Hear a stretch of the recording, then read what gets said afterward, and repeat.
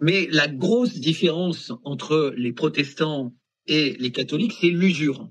C'est-à-dire que très tôt, les protestants ont considéré que l'argent était quelque chose qui pouvait se vendre contre un profit.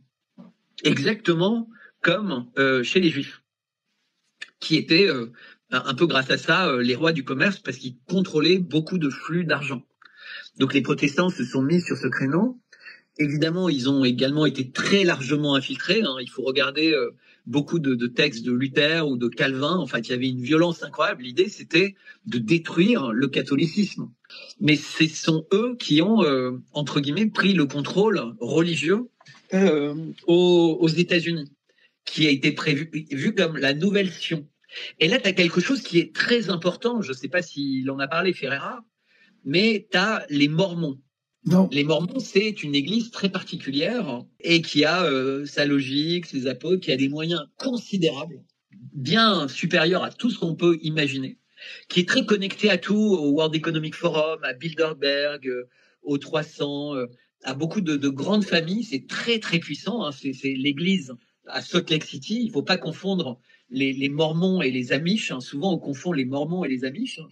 Et les Mormons sont eux qui ont été extrêmement impliqués au moment de la conquête de l'Ouest, en fait. Les Mormons, c'est eux qui ont créé en permanence des fausses flags pour organiser le meurtre des Indiens d'Amérique. Parce que pour eux, les États-Unis, c'était la nouvelle Sion. Et il se trouve que les Mormons sont extrêmement connectés aux sionistes.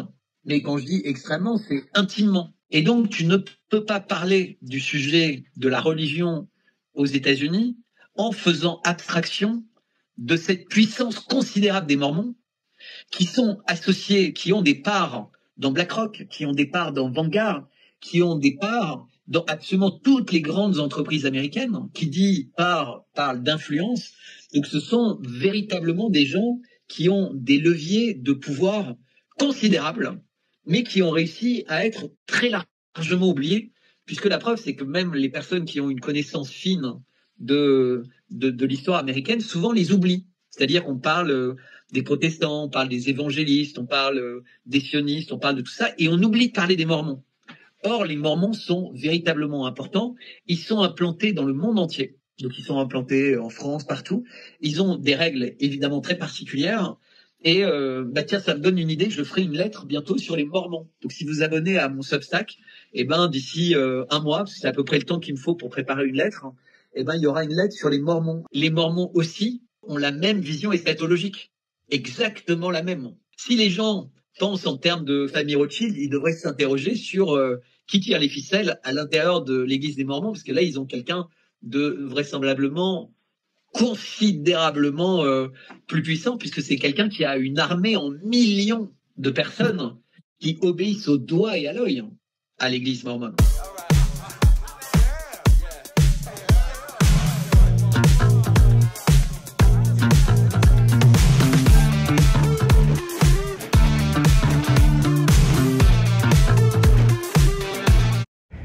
Alors, courte introduction à cette vidéo, pas mal de thèmes abordés. Évidemment, on évoque l'évolution du sujet Brigitte avec une digue qui s'est effondrée puisque dans le courant de cette semaine, on a certains des journalistes les plus importants et les plus influents du monde, donc du monde russe et du monde américain, qui se sont exprimés sur le sujet sans l'ombre d'un doute. Alors bon, c'est une bonne nouvelle évidemment pour l'enquête et le livre de Xavier Poussard, mais c'est peut-être une très mauvaise nouvelle pour le monde, puisque je n'ai pas encore la certitude que d'un point de vue eschatologique, les Macron aient envie de révéler dès maintenant la situation réelle. J'évoque dans cette vidéo que l'Arménie pourrait devenir une Syrie 2.0. En effet, en Arménie, une crise très grave est en train de germer. Il y avait déjà une crise en novembre 2023 avec le nettoyage ethnique du Haut-Karabakh, puisque c'était des centaines de milliers d'Arméniens qui avaient fui en quelques heures la région menacée par l'armée azérie. Et là, on sent qu'une nouvelle étape commence et qui rappelle étrangement ce qui s'est passé en Syrie. Je parle également d'une religion qui est souvent très oubliée et également véritablement importante, c'est celle des Mormons. Donc je parle dans cette vidéo des Mormons et j'annonce que je ferai une lettre sur le sujet. Évidemment, comme souvent, je parle des marchands du temple et je cite d'ailleurs, il y avait une interview de Xavier Poussard par Idriss Aberkane et à un moment, à 2h18 d'ailleurs de l'interview, alors moi je n'avais pas regardé, c'est quelqu'un qui me l'a signalé, Xavier qui est un bon copain parle de moi et me cite. Et immédiatement, il est interrompu par Idriss Aberkane qui ne supporte pas l'idée, comme pratiquement tous les marchands du temple de la dissidence, qu'on entende parler de moi et que ses auditeurs puissent découvrir quelqu'un qui a été tellement décrié. Et donc c'est intéressant parce que on voit qu'il l'interrompt de façon tout à fait artificielle pour empêcher en fait Xavier de développer un raisonnement dans lequel il commence à expliquer l'importance de mon approche eschatologique. Et on en parle beaucoup avec Xavier, d'ailleurs on a échangé ce matin sur cette question et il a exactement la même vision que moi du rôle délétère de ces marchands du temple depuis des années. D'ailleurs il le dit puisqu'aucun d'eux ne l'a relayé et ils ne font que le relayer maintenant, ils courent après le succès comme après tout, quand finalement l'eschatologie deviendra incontournable, ils feront comme s'ils en avaient toujours parlé.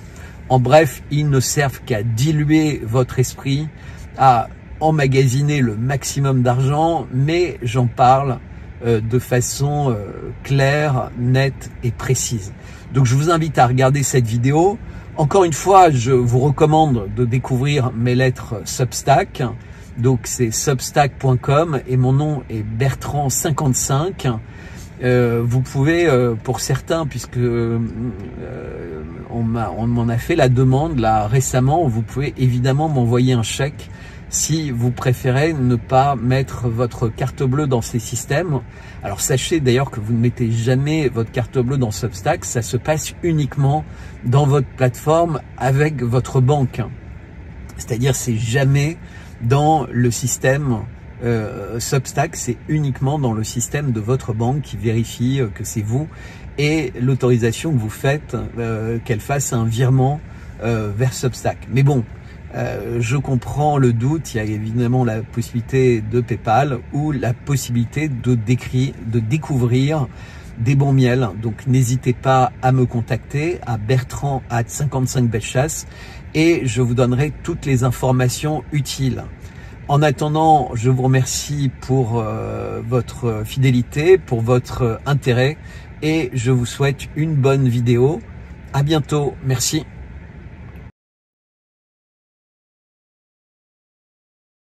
Un petit clin d'œil pour le miel. Donc ici dans ma main un extraordinaire miel d'acacia.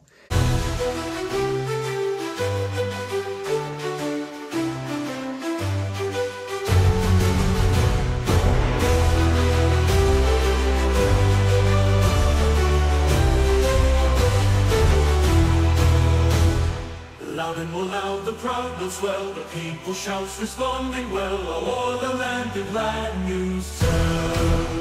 From sea to sea, from pole to pole, the echoes of that bell shall roll, so freedom comes to every soul. Ring, ring, exclaims the watching boy, the bell responds with notes of joy. Freedom's proclaimed and sweet and low.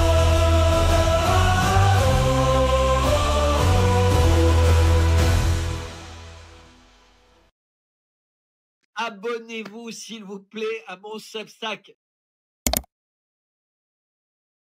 Abonnez-vous s'il vous plaît à mon Substack. Mais il est toujours là pour nous informer. Bertrand Chalère, salut, comment ça va? Bonsoir Karl, écoute, moi ça va, c'est toi qui as une voix un peu éraillée. C'est vraiment sympa de faire cette émission en souffrance, d'autant que c'est pas ta première de la journée. Non, puis honnêtement, ça me fait pas souffrir. J'ai souvent perdu la voix parce que moi, Bertrand, je me suis impliqué beaucoup comme entraîneur au niveau du hockey. Et quand j'avais des tournois, je suis quelqu'un qui parle fort et je perdais la voix à tous les dimanches, souvent à la fin des tournois. Je parlais plus comme ça, mais j'ai réussi quand même à communiquer. Puis c'est moi qui te remercie parce que j'ai beaucoup de commentaires en privé de Québécois qui te découvrent et on a une culture commune. Moi, j'ai parié, quand j'ai commencé mes émissions avec Yves Bataille et d'autres Français, le Capitaine Place, entre autres, qui nous a mis en lien, j'ai misé beaucoup sur la sympathie des Français à la cause française d'Amérique, c'est-à-dire les Canadiens français, les Québécois comme moi. Et tout ce que tu amènes comme information de partout dans le monde, c'est une chose qu'on n'avait pas avant. Et il y a beaucoup de Québécois qui te remercient pour ça. Et je t'avais parlé à la dernière émission qu'on voulait te faire venir au Québec. Bien, j'ai des gens qui ont communiqué avec moi en privé. On va se reparler plus tard, mais j'espère pouvoir te voir en personne, moi aussi pour la première fois, dans les prochaines semaines au Québec. Eh ben, écoute, avec plaisir. D'ailleurs, j'annonce que dès que j'ai fini, parce que tu sais, aussi bizarre que ça puisse paraître à certaines personnes, cette année, j'ai décidé de faire le Ramadan. Alors, une version au Ramadan par quelqu'un de religion chrétienne catholique, mais en suivant exactement les règles du Ramadan, mais en faisant mes propres prières et en continuant à manger comme mange un chrétien. Donc, j'ai arrêté en revanche complètement l'alcool. Et dès que c'est fini, je repars 10 jours en pèlerinage. Après, je referai une pause et puis après, je repartirai. Donc, je vais marcher de nouveau à partir de la fin du mois de mars pendant 10 jours. Et cette fois-ci, je pars, alors pas encore de Marseille, ça ce sera plus tard. Donc, je pars de l'étape mythique du Puy-en-Velay, en fait. Et pour 10 jours. Donc, il y aura sûrement tout mon équipement frais. Oui. Puis, pour avoir parlé avec certains, il va sûrement y avoir une phase de marche, effectivement. Tu sais qu'au Québec, on a piéné de sentiers qui relient certaines villes au Québec. On est en train de travailler là-dessus. Puis, en tout cas, je voulais aborder ça en début d'émission pour te dire que, au nom des Québécois, un gros merci de venir régulièrement nous informer. Et là, plusieurs aussi, j'invite les gens à s'inscrire au Substack de Bertrand, que je vais mettre à l'écran dans quelques instants. Et l'émission aujourd'hui, Bertrand, c'est une réflexion effectivement sur un sujet qui me préoccupe beaucoup, c'est-à-dire cette matrice idéologique, les croyances dans lesquelles toi et moi on fait face actuellement, et que tu abordes de façon très efficace parce que tu es un de ceux qui aborde ça au niveau spirituel. C'est effectivement, quand on aborde des sujets comme ça, il est difficile, ça prend vraiment du courage pour le faire. Et souvent, les gens nous demandent, ouais, mais vous faites juste brasser de l'actualité puis vous donnez jamais de solution. Et là, dans ce texte-là, tu es quand même assez critique face aux médias dits de la résistance. Et ce soir, j'aimerais ça qu'on réfléchisse là-dessus. Alors, juste peut-être un point, puisque tu viens de parler de religion et d'eschatologie, hein, puisqu'il y a beaucoup de personnes, et moi en particulier, qui dit qu'on est dans une période dans laquelle toutes les grandes du monde convergent pour dire que c'est une période de grands changements. Toutefois pour les catholiques, en fait les chrétiens, donc c'est ce que Saint Jean appelle la période de l'Apocalypse. Et donc là, on est, semble-t-il, dans la période des révélations.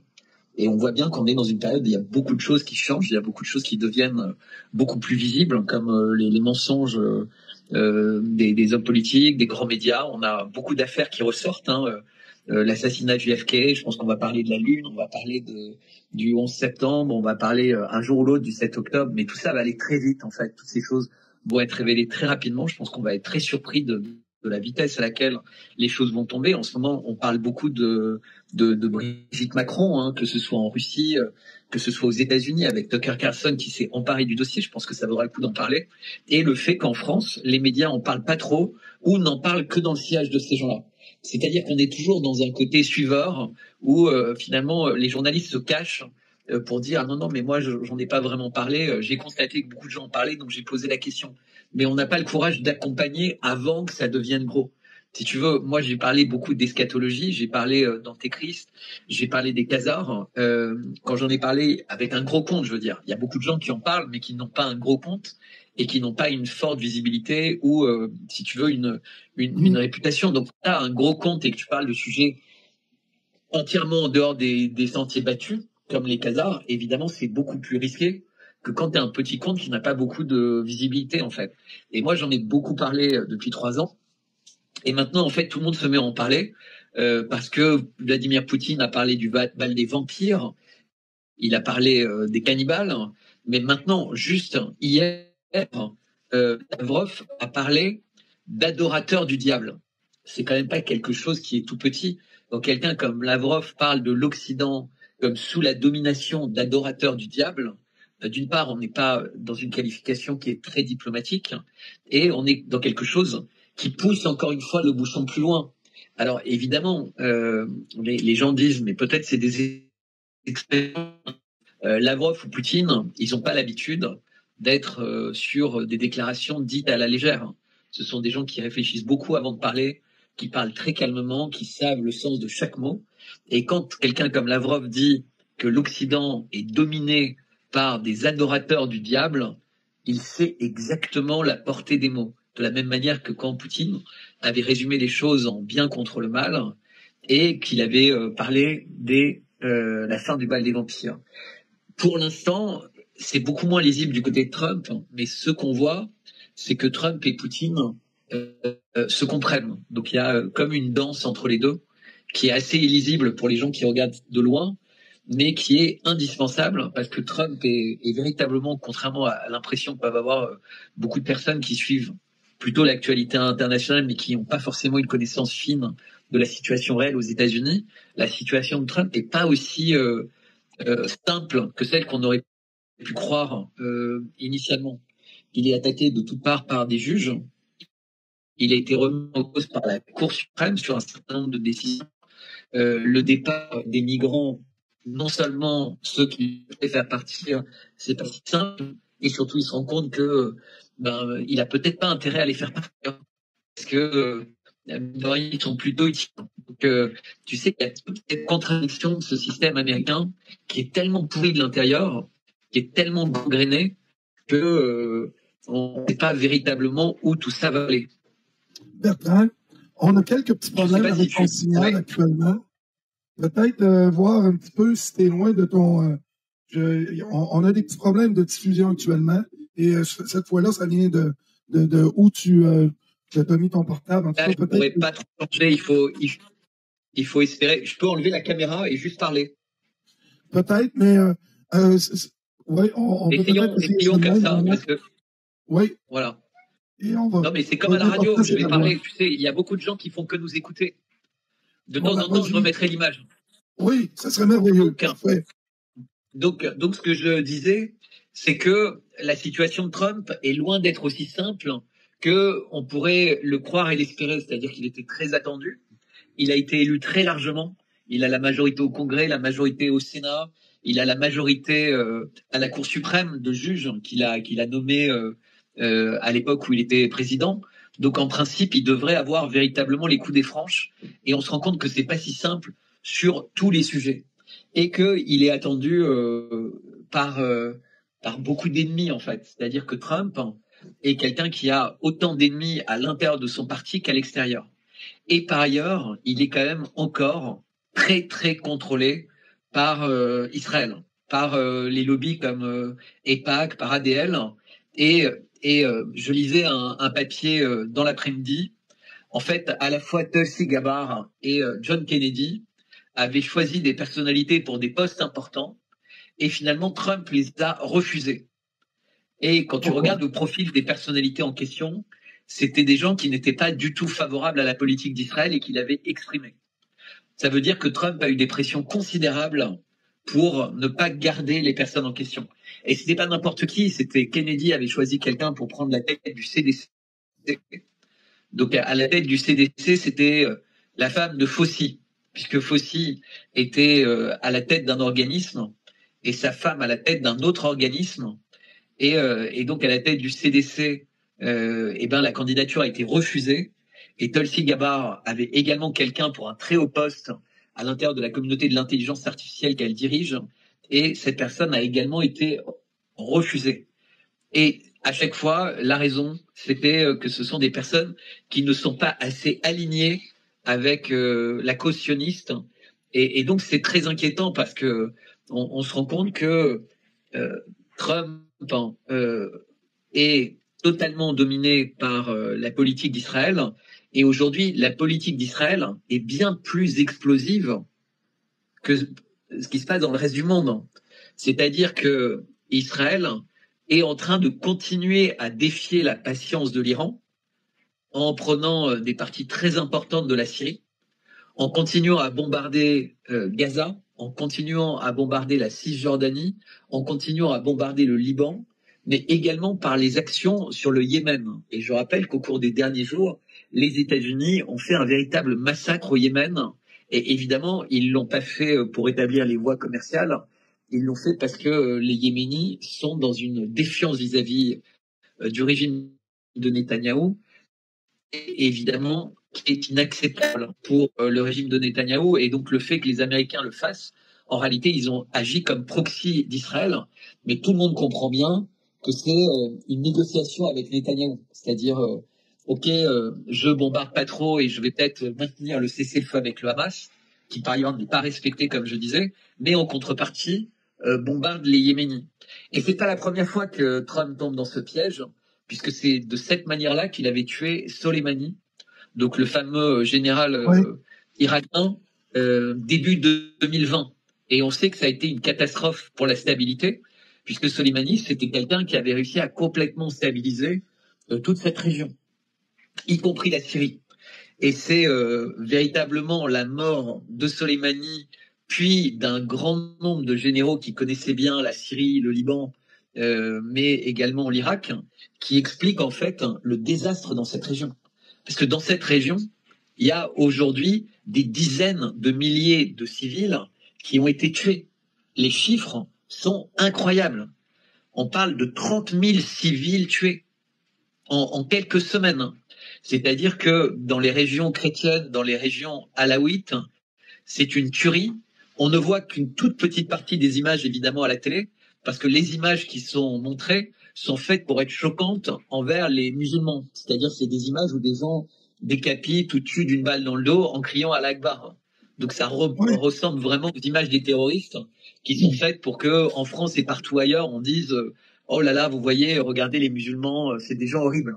Tout ça fait partie d'une stratégie très préparée, très mûrement réfléchie pour créer les conditions en fait de guerre civile dans les pays d'Europe, et on n'en est pas loin, pour créer des conditions de haine vis-à-vis des musulmans du monde, mais surtout pour que Israël puisse être légitimé à continuer à taper sur tout le monde en disant mais en réalité, parce qu'ils vont être capables de créer un lien entre ces gens-là et l'Iran. Exactement comme George Bush avait créé un lien entre l'Iran et les terroristes du 11 septembre. En fait, il n'y avait absolument aucun lien. Donc, on va avoir la même manière de nous... Là, on a des petits problèmes encore. Juste pour parler de ça, maintenant, revenons sur les marchands du temple. Non, mais c'est capital ce que tu dis, Bertrand, parce que il y a juste avec toi qu'on a entendu cet aspect-là du conflit. Puis, moi, j'en apprends, là, on était en train de les oublier, là, au Proche-Orient, parce que là, on était tous centrés sur l'Ukraine. Et là, ce que tu nous dis ce soir, c'est fort important. Et quand tu dis qu'on est dans des temps eschatologiques, ça montre jusqu'à quel point que le monde est encore très fragile, malgré tout l'espoir qu'a fondé le duo Trump et Poutine. Pour l'instant, si tu veux, en fait, on a Trump, il a un énorme problème, c'est que le dollar vaut plus rien. Donc, il faut qu'il gère le problème de la dette mondiale en dollars. C'est 300 000 milliards, dont 35 000 milliards juste pour les États-Unis, mais les 300 000 milliards, c'est aussi la dette des particuliers américains, etc., puisque les 35 000 milliards, c'est la dette du gouvernement fédéral. mais il y a 300 000 milliards. Donc c'est considérable. Donc si il veut sauver le dollar, il doit gérer ce problème parce que le dollar, en réalité, à un moment, n'aura plus aucune fiabilité, en fait. C'est comme du papier de Monopoly. Et donc, ça permet à des boîtes d'avoir l'air, enfin, si tu veux, quand tu as des sociétés qui valent des milliers de milliards, comme Apple ou Nvidia ou autres, on voit bien que c'est devenu délirant, si tu veux. Mais oui, non, mais c'est devenu délirant. Bertrand, hein? Explique-moi ce qui est arrivé en Allemagne quand le marque dans les années 30 est tombé à zéro. Et peut-être d'autres exemples dans les années. Hein? C'était exactement ça. C'est-à-dire qu'en réalité, c'est à un moment, en fait, le pays, il a une crise grave, c'est-à-dire qu'il ne produit plus rien, il a plus d'industrie fiable, il y a beaucoup de choses qui ne fonctionnent plus, et il y a une défiance des autres pays. Et donc, les grandes banques étrangères d'autres pays, finalement, se désolidarisent puisque tu as un marché mondial, et d'un seul coup, bah, le pays fait fonctionner la planche à billets, il s'autorise, et donc c'est des dévaluations successives. Et on avait ça beaucoup en Europe dans les années 90, et c'est ce qui avait valu la fortune de Soros, puisqu'il avait parié sur la dévaluation de la livre sterling. C'est quand, du jour au lendemain, la richesse d'un pays perd 30%. Bah, l'Allemagne, c'était ce qui s'était passé. Et donc, on a eu la même chose en Argentine, on a eu la même chose dans plein de pays. C'est-à-dire, c'est des dévaluations qui sont considérables et qui empêchent et qui font qu'en fait la vraie valeur de l'argent devient nulle. C'est-à-dire pour te fournir en quoi que ce soit, comme plus personne ne veut tes billets, eh bien il te faut des brouettes entières pour aller acheter un pain. Il y a des gens en Russie qui ont vécu ça. C'est-à-dire pendant les années Helsinki, à un moment, entre une journée et le lendemain, l'argent a été divisé par 100. C'est-à-dire qu'il y avait des gens qui avaient des grosses économies à la banque et d'un seul coup, alors qu'ils pouvaient acheter une maison un jour, le lendemain, ils pouvaient acheter un pull. Bertrand, par contre, moi, quand je regarde... C'est pour ça que rien d'avoir de l'argent à la banque, il vaut mieux acheter sa propre maison, même si les prix sont élevés parfois, parce qu'au moins, on reste propriétaire de quelque chose quand on s'approche d'un moment de faillite comme en ce moment. Est-ce que tu peux répéter ce que tu viens de dire? Parce qu'on a eu un petit bris de connexion. C'est important ce que tu dis là, parce que effectivement, moi, ce que j'ai appris à l'école dans mes cours d'histoire sur la Deuxième Guerre mondiale, c'est que les gens allaient payer en Allemagne avec des brouettes pour avoir une livre de beurre. Et là, par contre, effectivement, j'ai été aux États-Unis il y a un mois, je me suis aperçu que ça coûtait très cher le coût de la vie là-bas. Ça a vraiment... avant, on aimait aller aux États-Unis parce que on avait le prix des hôtels, tout ça, c'était...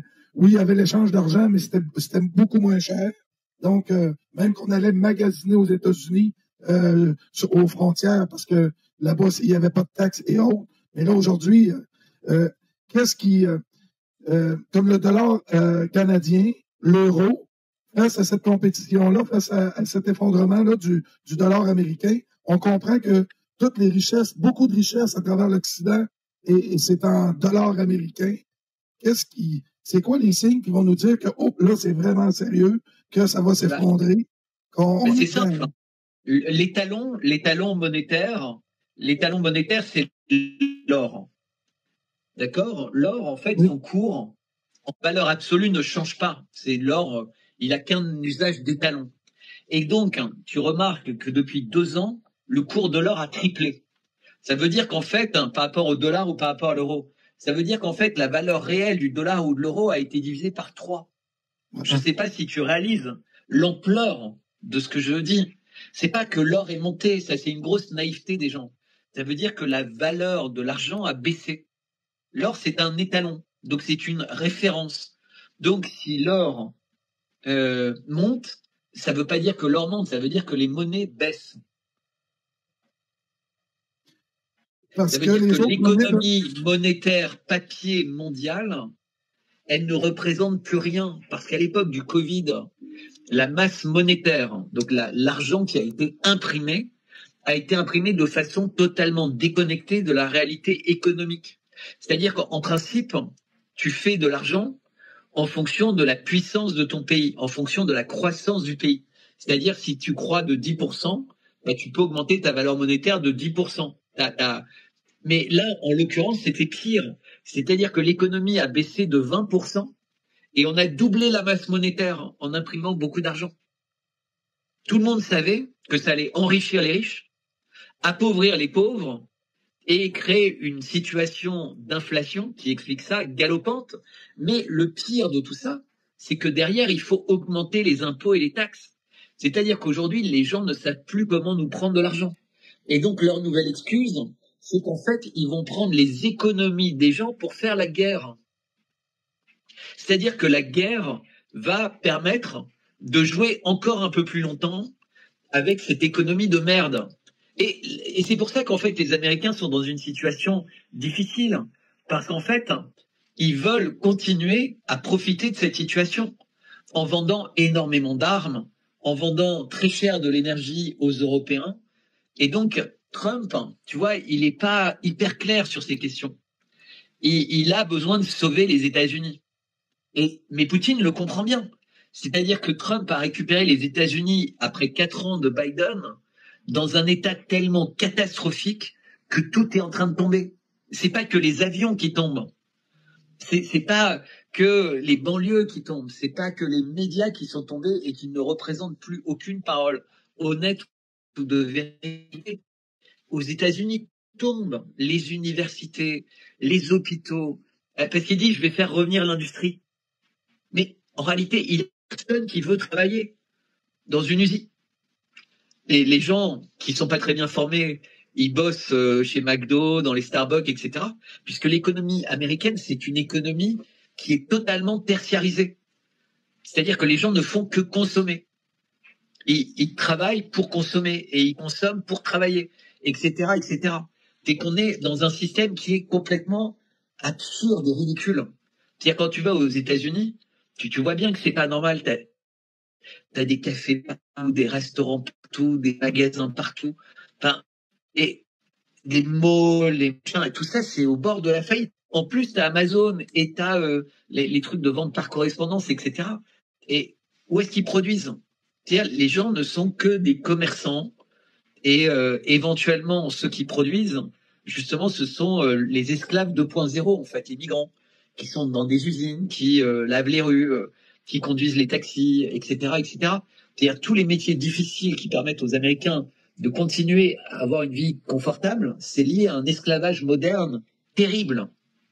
Et Trump sait que c'est plus tenable, mais en même temps, il est pris en tenaille. C'est-à-dire que tous les milliardaires qui lui ont permis d'être élus, et lui disent « Ah non, non, mon coco, tu fais pas ça, t'as pas compris.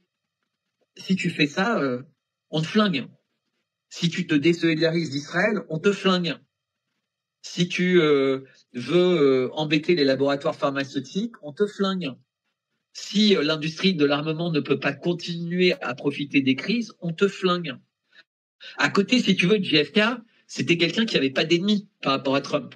Et donc Trump, il a cette difficulté énorme de faire semblant à ces gens-là qu'il les a entendus. Il leur dit oui, c'est bien, ne vous inquiétez pas, je vous ai entendu, et faire comprendre à Poutine, Xi, Ben Salman et Elon Musk qu'il n'a pas du tout l'intention de continuer sur ce chemin pervers. Mais c'est très compliqué, il est sur une lame de rasoir.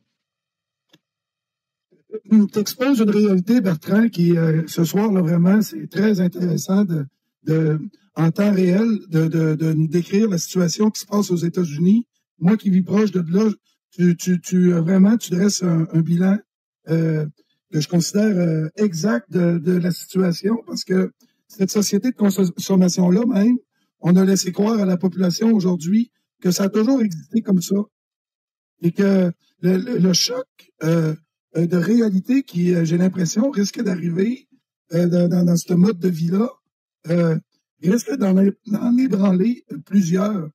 Et juste l'idée d'essayer de nous sortir d'un chaos annoncé, ça rend le travail qu'on fait ce soir encore plus important. Vraiment, là. Mais je vais te donner un exemple. Oui. Je vais te donner un exemple. Quand Trump dit aux Groenlandais, ou son fils leur dit « on va vous racheter le Groenland, on va vous fusionner ».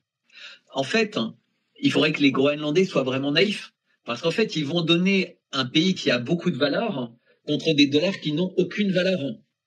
C'est ça qu'il faut comprendre. Oui. C'est-à-dire que le Groenland représente des fortunes considérables. Et Trump, il leur dit, je vais vous acheter avec de la monnaie de singe, des billets de Monopoly. Donc même s'il demandait 1 milliard chaque habitant, en fait, ça vaudrait toujours rien, en fait. Alors évidemment, ça permettrait d'aller faire ses courses tant que le dollar s'est pas effondré. Donc il faudrait vite faire ses courses, parce que pour l'instant, ça s'est pas effondré. Mais ce qui se passe, c'est que les Chinois et les Russes, et évidemment l'Arabie Saoudite, tous ces gens qui observent en fait cette monnaie hégémonique, ils en ont marre. Donc là, ils ont été très patients. Trump a été élu, donc ils ont un peu d'espoir, mais il faut pas que Trump les déçoive. Ils comprennent que Trump a le couteau sous la gorge de tous ses ennemis, mais quelque part, leur patience a duré. Maintenant, il va falloir que Trump, si tu veux, il agisse, qu'il soit pas uniquement à essayer de godiller et à ménager la chèvre et le chou, parce qu'à un moment, ça va exploser. Si tu veux, les Iraniens, ils en peuvent plus de voir ce qui s'est passé. Biden, juste avant de partir, il a lâché les sauvages en Syrie. Et maintenant, tu as des dizaines de milliers d'innocents qui sont tués, c'est ce que je disais tout à l'heure. Et tu as la Russie qui est en train d'être écartée de ses bases en Méditerranée. Tout ça, ça a des conséquences sur le Liban, ça a des conséquences de chaos prévisible sur toute cette région. C'est-à-dire que l'Irak, qui commençait tout doucement à se stabiliser, donc l'Irak qui commençait à se stabiliser, elle craint le pire maintenant. C'est-à-dire qu'il faut imaginer qu'en Irak, ils savent que ISIS est en train de commencer à se reconstituer. Parce que ces terroristes, en fait, en Syrie, qui reçoivent des millions, qui reçoivent plein d'armes et plein d'équipements, ils en ont pas tellement besoin. Ils n'ont pas l'intention de se battre contre la Turquie ou contre Israël. Et donc, ils vont filer à des réseaux terroristes en Iran, en Irak, au Liban des armes pour continuer à déstabiliser ces pays. Et ça permettra à Israël de justifier d'envahir les pays en question. C'est ça qu'il faut bien voir. C'est que tout ça fait partie d'un plan diabolique pour permettre à Israël d'envahir. Mais ça ne s'arrête pas là. C'est-à-dire que si tu regardes ce qui est en train de se passer du côté de l'Arménie, l'Arménie risque d'être la Syrie 2.0. C'est-à-dire que le chef d'État qui a été mis à la tête de la Syrie, qui a été mis par Soros au début des années, je crois que c'était au début, je sais plus, enfin, en tout cas, il a été mis par Soros à la tête de l'Arménie. C'est pas quelqu'un de très fort, c'est pas quelqu'un de très respecté. Il a déjà cédé sur beaucoup de territoires. Il s'est complètement aligné sur la France et sur les Américains d'USAID. Et là, en fait, il a plus d'armée. Les Russes sont quasiment absents. Les Iraniens, qui étaient très proches de l'Arménie, eh bien, en ce moment, ils ont d'autres soucis à se faire, un peu ce qui s'est passé exactement avec la Syrie. Et tu vois que la Turquie, l'Azerbaïdjan, la France, l'Angleterre, Israël sont à la manœuvre pour faire tomber l'Arménie. Et si l'Arménie tombe, c'est un corridor terrestre qui permet de rejoindre par la Géorgie, la Russie et l'Iran qui tombe, qui sera fermé par un pays de l'OTAN. Et donc, c'est une catastrophe pour les relations entre l'Iran et la Russie. Et tu vas avoir un bloc turc, un bloc ottoman, qui va faire face à la Russie et qui pourrait avoir des velléités dans toute cette région. Qui pourrait regarder le Kazakhstan, qui pourrait regarder l'Ouzbékistan, qui pourrait... On sent qu'on a potentiellement, si l'Arménie tombe, un nouveau géant qui se crée. Et c'est toujours pareil, on regarde jamais au bon endroit. En ce moment, on regarde la Serbie. C'est vrai que c'est instable, la Serbie. On regarde la Roumanie, c'est vrai. Mais en ce moment, la zone rouge dans le monde, selon moi, la zone la plus chaude, c'est l'Arménie. Et d'ailleurs, je vais sortir une lettre sur Substack demain qui va détailler ce que je suis en train d'expliquer. Et vraiment, ceux qui veulent comprendre et anticiper en fait la géopolitique, vraiment, je vous invite à lire cette lettre parce que je pense qu'elle va être passionnante. Sur mon Substack, je décris de façon détaillée comment la situation n'a jamais été aussi explosive, à la fois en Ukraine avec la France qui fait la menace nucléaire, en Arménie avec l'Azerbaïdjan, la Turquie, la France, l'Angleterre et Israël qui sont en train de faire exactement ce qui s'est passé en Syrie. Et encore une fois, on a les mêmes, puisque les Américains évidemment ne sont pas impliqués là-dedans, si Trump était impliqué dans ce qui est en train de se passer en Arménie, évidemment, ni la Chine ni la Russie ne parleraient plus jamais avec Trump, puisque c'est tellement stratégique pour eux. Il faut savoir que les routes de la soie pour la Chine passent par cette région. Et donc, si elle était déstabilisée, ça veut dire que durablement, en fait, toute la stratégie chinoise de commerce de la Chine vers l'Europe serait réduite à néant. Et donc, et pour l'Arabie Saoudite, évidemment, si l'Arménie est déstabilisée, l'Iran va être déstabilisé. Donc, Israël en profitera pour taper sur l'Iran. Et donc, pour l'Arabie Saoudite qui espérait, tu vois, que la zone se calme, c'est aussi une catastrophe. Et donc, tu vois, tu as l'effet domino. C'est-à-dire que la France d'Emmanuel Macron, l'Angleterre de Starmer et l'Israël de Netanyahou ont une capacité de nuisance qui dépasse complètement l'imaginable. C'est-à-dire que quand tu regardes tous les nœuds gordiens sur Terre, eh bien ces gens-là peuvent tout faire exploser et ils peuvent le faire sans en avoir l'air. C'est ça qui est important. C'est-à-dire que quand ça va péter en Arménie, ce sera comme pour la Syrie, les gens n'en auront pas entendu parler. Et c'est pour ça que je fais cette lettre, c'est pour ça que j'en parle, pour inviter vraiment les gens à regarder demain, parce que c'est très très important de réaliser, avant que ça n'arrive, ce qui est en train de se passer, pour que quand il va y avoir un narratif débile qui va être récité, les gens soient armés intellectuellement pour comprendre qu'on leur ment. Comme quand on leur a parlé de la Syrie, comme quand on leur a parlé de l'Ukraine, à chaque fois, en fait, ils ont été trompés, comme quand on leur a parlé du 7 octobre, ils ont été trompés par la violence de la communication qui a été faite immédiatement par les gens qui avaient tiré les ficelles, c'est-à-dire les Occidentaux et leurs grands médias, qui sont en ligne complètement avec ce que dit Netanyahou, ce que dit Macron et ce que dit Starmer. Parce qu'il faut bien avoir conscience que les grands médias américains sont tous en ligne avec les positions de Macron et de Starmer. Ils sont évidemment pas du tout en ligne avec les positions de Trump et évidemment pas en ligne avec celles des Chinois, des Saoudiens ou des Russes, encore moins. Et donc, véritablement, j'invite tout le monde à s'abonner à ma lettre Substack ce soir, si vous pouvez, pour recevoir la lettre demain, parce que c'est bouillant ce qui se passe en Arménie et c'est très très important de lire ça pour comprendre ce qui est à l'œuvre en ce moment, au moment où je vous parle. C'est-à-dire qu'il y a beaucoup de services secrets qui sont en train de travailler pour essayer de subvertir des généraux, pour essayer de corrompre des hommes politiques d'importance, parce que de toute façon, tu n'as plus une armée puissante en Arménie par rapport à ce qu'ont les Turcs ou les Azéris. Et de toute façon, l'Iran n'osera rien faire, tu vois, elle va pas se retrouver frontalement contre un nouvel adversaire très puissant, hein, qui serait en l'occurrence la Turquie ou l'Azerbaïdjan.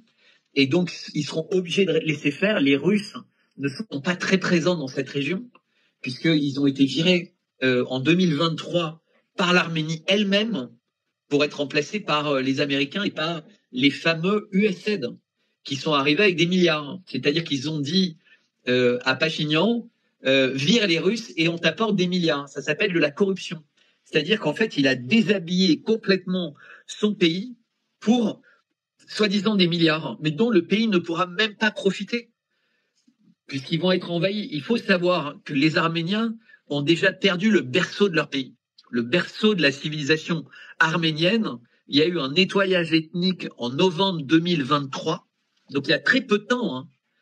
Il faut voir que c'est passé inaperçu, parce que ça s'est passé au moment de Gaza. Donc c'est un moment où personne ne regardait. Tout se passe toujours à des moments où les gens ne regardent pas dans la bonne direction. Et donc l'Arménie, en réalité, ils ont encore leur capitale, Erevan, mais ce qui est l'histoire de l'Arménie, ça n'est plus entre leurs mains. C'est-à-dire que c'est un pays musulman qui aujourd'hui contrôle les plus vieilles églises de la chrétienté, puisque l'Arménie est le premier pays à être devenu chrétien en l'an 300 après Jésus-Christ. Et les plus vieilles églises chrétiennes du monde ne sont plus sous le contrôle d'un pays chrétien. On ne sait même pas dans quel état elles sont aujourd'hui. Exactement ce qui se passe en Syrie. C'est pour ça que je dis Syrie 2.0. Mais c'est très alarmant ce que je dis, parce que ça va arriver tellement vite et personne ne comprendra. Et on expliquera, ce sera un false flag, et évidemment, les Russes seront attaqués, ou les Iraniens ou autres, et ça justifiera d'autres exactions. Mais c'est pas ce qui est en train de se passer. À l'œuvre sont les services secrets anglais, français, qui encore une fois veulent continuer la guerre par tous les moyens contre la Russie. Et ils veulent embarquer Trump là-dedans. Il faut bien comprendre. C'est que Trump, quand ça va péter, comme ça impliquera un pays de l'OTAN et un autre pays très riche qui s'appelle l'Azerbaïdjan, et qui est un pays qui fournit l'essentiel du pétrole et du gaz utilisé en Israël. C'est ça, il faut vraiment comprendre tout ça. C'est très très important. J'insiste, mais parce qu'en fait, tout ça est tellement imbriqué. Et il y a un lien évidemment entre tout ça et la mort du précédent président iranien, Mohamed Morsi, qui est mort dans un accident d'hélicoptère en revenant d'Azerbaïdjan. Et tous les gens qui suivent ça de façon précise se sont interrogés très fortement sur l'implication du Mossad. Parce que cet accident est tellement abracadabrant. C'est d'un point de vue d'Israël, c'était un miracle cet accident. Et tout ça s'est passé, il faut bien le retenir, à l'époque où Nasrallah ensuite a été tué, Haniyeh a été tué, les généraux iraniens ont été tués, et tout ça a eu lieu pendant une période où finalement l'Iran avait un président nettement moins, solide que le précédent. C'est-à-dire qu'Israël a descendu toutes les personnes en Iran de premier plan. À partir de l'assassinat de Soleimani, ils ont fait tomber tout le monde. Ni Rofusham, ni Fouroucham, qui est mort avec Nasrallah, qui était un grand général, ceux qui ont été tués à Damas, dans le consulat, etc., etc., etc. Donc, mais tout ça vise, d'une part, à créer le Grand Israël, oui, et à détruire la Sainte Russie. Et il faut bien comprendre que celui qui tire les ficelles, c'est pas un star mort, le Premier ministre qui vient d'arriver à Londres. On voit bien que c'est Macron. Et d'ailleurs, les deux se parlent tout le temps. Et on sent d'ailleurs, au cours des dernières semaines, pour ceux qui s'intéressent à la géopolitique, qu'on n'entend plus du tout parler des Allemands. Les Allemands sont vraiment devenus quantité négligeable, ce qui était impensable avant. C'est-à-dire que l'Allemagne, même si elle était moins exubérante que la France, c'était le pays puissant. C'était le pays qui, à un moment ou un autre, tapait du poing sur la table et tout le monde écoutait l'Allemagne. Maintenant, l'Allemagne est inaudible. Il faut savoir que le futur chancelier allemand, il annonce 500 milliards d'emprunts, 500 milliards, dont 400 milliards pour réarmer le pays et 100 milliards pour faire plaisir aux écologistes dans le cadre d'un accord de gouvernement. C'est-à-dire qu'ils vont dépenser 100 milliards de façon complètement inutile dans leur projet d'électricité et d'économie verte, entre guillemets. Et quelle contradiction entre la guerre et l'écologie. Il n'y a rien de moins écologique que la guerre. J'avais une interview pour un grand site international sur l'écologie et l'environnement. Elle est en ligne, je pourrais donner le lien. Mais c'est fascinant la mauvaise compréhension des conséquences d'une guerre sur l'écologie. Donc les écologistes allemands et les écologistes du monde entier qui sont pour la guerre sont des vrais escrocs. Je leur rappelle juste que la guerre, ça a été l'attentat terroriste contre Nord Stream. C'est-à-dire des centaines de millions de mètres cubes de méthane déversés dans l'atmosphère. La plus grande catastrophe environnementale possible et imaginable. Et ça a été c'est la même chose avec les feux de forêt. Mais Gaza, par exemple, c'est considérable, Gaza. Quand on imagine, en termes d'environnement, l'état dans lequel se trouve Gaza, avec les déchets de bombes, la pollution urbaine, l'insalubrité, les cadavres, etc. L'environnement, c'est pas que la voiture des gens pauvres qui émet du gaz. L'environnement, c'est aussi vivre dans un endroit qui correspond quasiment à un cimetière à ciel ouvert, un ghetto. Pourquoi ça préoccupe personne? De la même manière que quand il fallait injecter les gens à tout prix pour sauver des vies, personne ne disait que pour 10 fois moins cher, on pourrait donner de l'eau à la terre entière et arrêter d'avoir des gens qui meurent de soif. C'est tellement évident ce que je dis que ça ne traversait l'esprit de personne. sur les plateaux, il fallait dépenser des centaines de milliards pour soi-disant sauver des personnes de 95 ans qui avaient des cancers en phase terminale, plutôt que de dépenser 100 fois moins pour supprimer la faim et la soif dans le monde. Non mais, on nous ment tout le temps. Et donc, on arrive effectivement au sujet sortir de la matrice. Parce qu'il faut que vous commenciez à écouter des gens qui ne vous mentent pas. Et c'est vrai que la région pour laquelle je suis ravi de venir chez toi, Karl, c'est que tu as des invités qui sont, et je partage pas toutes leurs opinions, mais dans l'expression de leurs opinions, ils sont sincères. Voilà. Et donc, moi, ça me convient. Quelqu'un qui est sincère dans l'expression de ses opinions, qui ne fait pas par calcul religieux ou par calcul politique ou par calcul financier, moi, ça me va. Parce que partout ailleurs, tout ce que j'observe, ce n'est que calcul. Il faut pas inviter un tel, il faut pas parler de ça. Tu comprends, ça pourrait fâcher. On sait pas trop pour ce qui se passe à Gaza. Il y en a beaucoup qui disent que c'est pas un génocide. N'utilisons pas ce mot à l'antenne. Nord Stream, non mais ça pourrait ne pas être les Américains. Il y a encore des pistes qui disent que ça pourrait ne pas être eux. Ou ah non mais c'est encore un attentat islamiste. Alors que immédiatement c'était évident que c'était les services secrets occidentaux qui avaient pris des islamistes, mais uniquement pour faire croire que c'était islamiste, alors qu'en fait eux, et c'était entre guillemets ce qu'on appelle des MK Ultra. Et c'est ce qui se passe dans tous les attentats, tout le temps.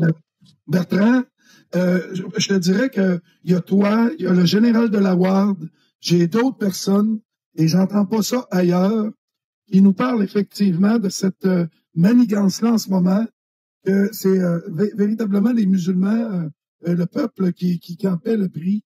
Et ça, je suis très content qu'on éveille les gens à cette manipulation-là, dans laquelle on va vouloir exacerber davantage là, les tensions dans les prochaines semaines pour créer le chaos qu'ils désirent depuis si longtemps. Je vais te donner plusieurs exemples après. C'est-à-dire qu'il faut quand même que vous sachiez que la plupart des médias que vous écoutez en France, ils n'ont pas été construits pour être des médias. Par exemple, GPTV a été construit d'abord autour d'une plateforme de produits financiers et le média a été ensuite créé pour favoriser la vente des produits financiers. Et ensuite, ils ont créé un magazine. Mais le magazine, si vous le prenez, vous allez voir, il y a beaucoup d'articles qui ont des mois et des mois de retard, qui sont très inspirés d'articles américains, donc ils sont pas véritablement dans l'actualité. C'est purement, entre guillemets, une manière de prendre beaucoup d'argent et le prix des abonnements est très cher et sans vous en rendre compte, vous êtes lié pour très longtemps. Donc ces gens, ils vous menottent. Donc peut-être qu'ils font des choses intéressantes que vous avez besoin d'écouter. Je suis pas sûr que vous ayez besoin d'écouter autant de programmes, mais en tout cas, ils essaient de vous droguer à leur programme en faisant toujours des émissions scoop, des émissions fracassantes, etc. Et finalement, si vous mettez le doigt dans l'engrenage, en fait, vous allez vous retrouver avec vos économies en danger. Parce qu'évidemment, des gens qui créent des plateformes financières comme ça, où on ne sait pas trop si elles sont basées en Bulgarie, en Suisse, au Luxembourg, en Angleterre, ou alors dans tel ou tel pays, même en Thaïlande ou au Brésil, en passant par des montages hyper compliqués, et on vous dit ah mais vous pourrez pas toucher à votre argent pendant plus de 2 ou 3 ans, et en fait tout ça vous le faites pour la résistance, pour une forme de vérité, et un jour vous vous réveillez en réalisant qu'en fait une partie de vos économies a disparu. Et il y en a d'autres qui font ça. Il y a et franchement, moi j'ai rien contre eux personnellement, mais tu vois, par exemple Juvin Brunet maintenant il s'annonce vendeur d'or. Donc lui, il ne fait plus rien d'autre que créer des foncières, créer des sociétés de vente d'or. Il a fait miroiter qu'il allait créer un franc libre, un machin. Enfin, il a voulu faire de la politique. Mais qu'est-ce qu'il fait en réalité? On ne sait pas. Est-ce qu'il s'exprime sur des sujets politiques? Est-ce que les gens l'entendent parler de la Syrie, d'Israël, de ci, de ça? En fait, à l'écouter, en fait, il ne parle que de cagnottes pour aider les paysans, mais on n'en voit jamais la couleur. Maintenant, il annonce qu'en fait, il va être revendeur d'or, mais en quoi il est plus à même que la banque au coin de la rue, en fait, dont on connaît tous les salariés, la probité, etc. Alors que là, on a quelqu'un que finalement personne ne connaît. On ne sait pas quelles sont les méthodes d'audit qui sont mises en place. Enfin, si tu veux, tout ça m'inquiète. Mais on ne sait pas ce qu'il fait maintenant. Est-ce qu'il est devenu banquier? Est-ce qu'il est toujours un peu homme politique? Est-ce qu'il est animateur de réunions pour expliquer aux gens comment sauver leur fortune? Enfin, j'ai l'impression que tous ces gens-là, dès qu'ils ont un peu d'audience, deviennent les spécialistes de la finance mondiale. Bon, ben ça m'inquiète. Je dis pas qu'ils sont pas sincères. Je dis que très vite, on a l'impression qu'ils ont trouvé un filon et ils veulent faire fortune avec ce filon. Et il y en a d'autres, eux, ils ont une stratégie un peu plus média, entre guillemets. C'est-à-dire qu'ils expliquent qu'ils ont besoin, par exemple Toxin, de recruter de plus en plus d'employés, d'avoir des studios de plus en plus grands, d'avoir un déménagement, d'avoir des voitures de fonction, d'avoir des gros salaires, d'avoir des machins. Mais c'est comme la grenouille qui veut devenir plus grosse que le bœuf. Et tous ces gens-là fonctionnent en mafia. C'est-à-dire qu'ils se refilent les mêmes invités. Ils se refilent les mêmes discours. Et donc, en fait, ils font monter en même temps la même chose. Et ils sont très liés à des partis politiques. Donc, par exemple, Toxin est plutôt proche de Zemmour, alors que GPTV est plutôt proche, par exemple, de Philippot ou de gens comme ça. Donc, en fait, ils sont en plus tenus par des idées politiques. Et donc, par exemple, chez Toxin, il y a Berkoff. Donc, ça veut dire qu'il y a plein de sujets, tu vois, qui vont devenir interdits, puisque Berkoff, il a des positions assez fermes sur un certain nombre de sujets. Tu vois, on l'entend pas tellement parler de ce qui se passe et des exactions du régime de Netanyahou à Gaza. On l'entend très peu parler du drame qui s'est passé au Liban avec toujours 1 500 000 réfugiés suite aux exactions et aux destructions d'Israël. 1 500 000 réfugiés au Liban. Des dizaines de milliers de personnes qui sont tuées en Syrie. Et on entend très peu parler. Donc, on voit bien qu'il y a un agenda.